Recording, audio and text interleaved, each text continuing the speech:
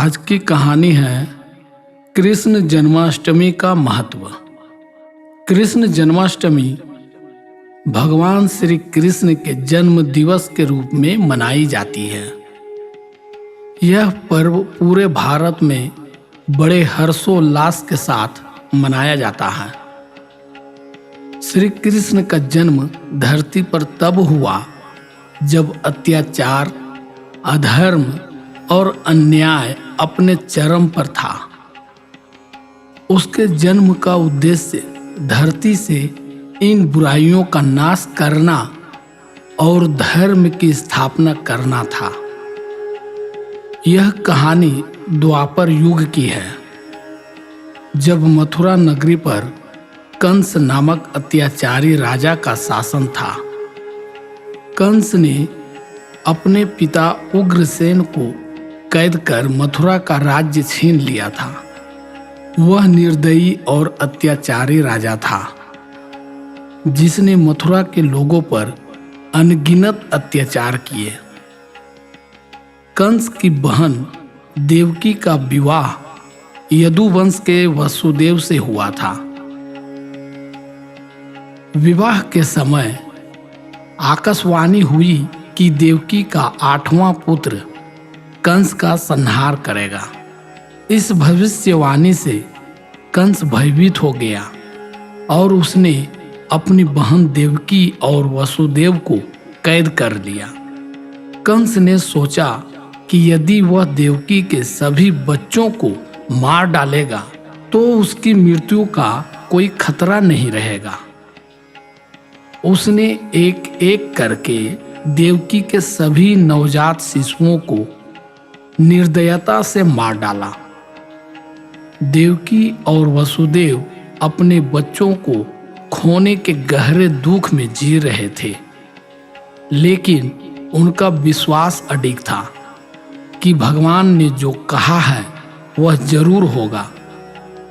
देवकी का 8वां पुत्र भगवान श्री कृष्ण का जन्म भाद्रपद मास की अष्टमी तिथि को आधी रात के समय हुआ। जब श्री कृष्ण का जन्म हुआ तो उस समय जेल के सारे पहरेदार गहरी नींद में सो गए थे और जेल के दरवाजे स्वतः खुल गए। उसी समय भगवान ने वसुदेव को आदेश दिया कि वह श्री कृष्ण को गोकुल में नंद बाबा और यशोदा माता के घर ले जाए।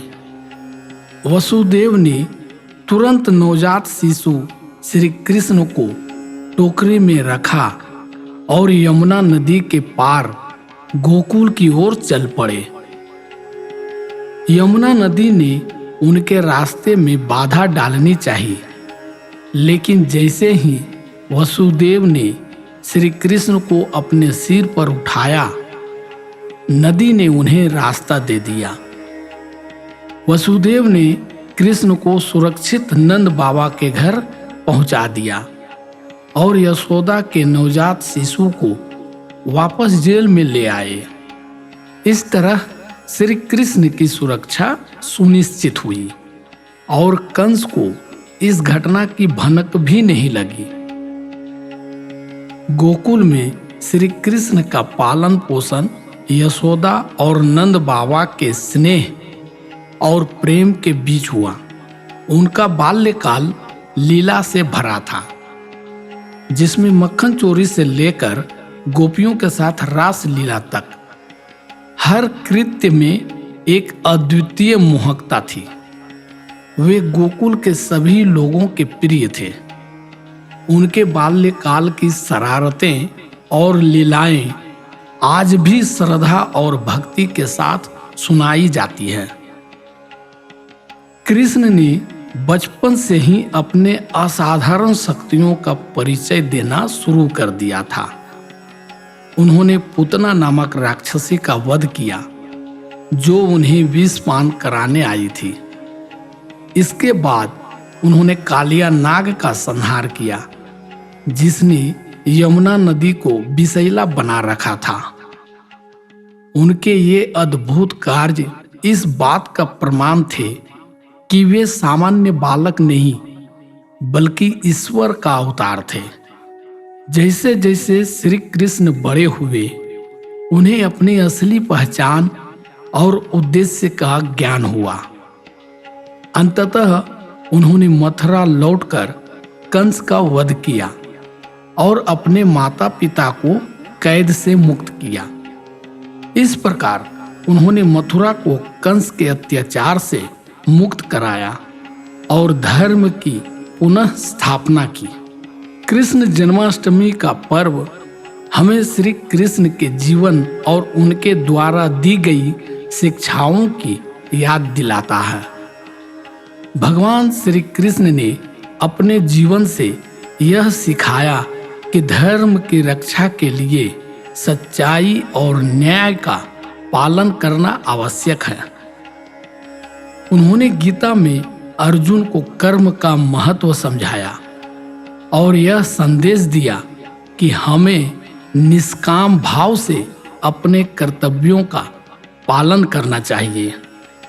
जन्माष्टमी के दिन भक्तगण व्रत रखते हैं, भजन कीर्तन करते हैं और रात के 12 बजे श्री कृष्ण के जन्म का उत्सव मनाते हैं।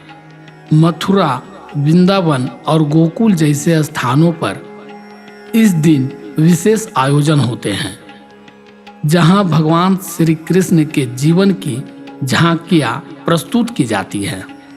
कृष्ण जन्माष्टमी हमें यह याद दिलाती है कि जब जब धरती पर अधर्म का विस्तार होता है, तब तब ईश्वर किसी न किसी रूप में अवतरित होते हैं और धर्म की स्थापना करते हैं।